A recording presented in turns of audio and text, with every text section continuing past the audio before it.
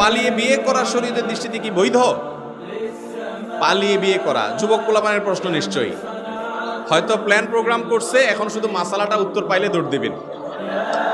দেখেন, ভালো করে শুনে রাখেন, বিয়ে কি ভালো কাজ না খারাপ কাজ? খারাপ কাজ? ভালো কাজ। তো ভালো কাজ কি মানুষ চোরের মতো পলায় পলায় করে?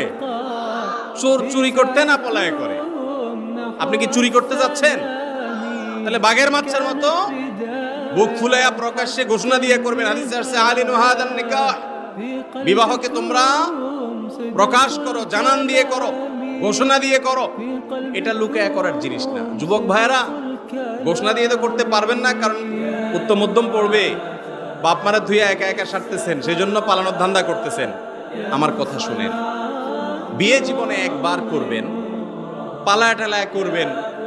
যে মেয়ের হাত ধরে যাবেন বা যে মেয়ের যে ছেলে ফুসলায়া ফাসলায়া রাজি করাইছে পালানোর জন্য, মনে রাখবেন এই ভুলের কারণে সারা জীবন আফসোস করবেন, আর এই ভুলটাকে শুধরাতে পারবেন।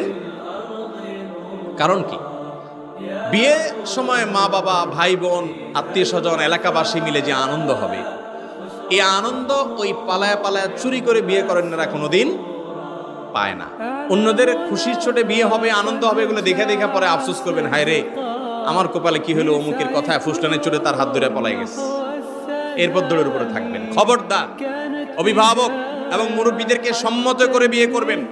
বিবাহ বহির্ভূত সম্পর্ক করে এরপরে হাত ধরাধরি করে পালাপালি করবেন, এই সমস্ত নাটক করবেন না। এটা চোরের খাসলত। আপনি কি চুরি করতে আসছেন? কেন এই কাজ করবেন? অতএব পালাপালি করে বিয়ে করবেন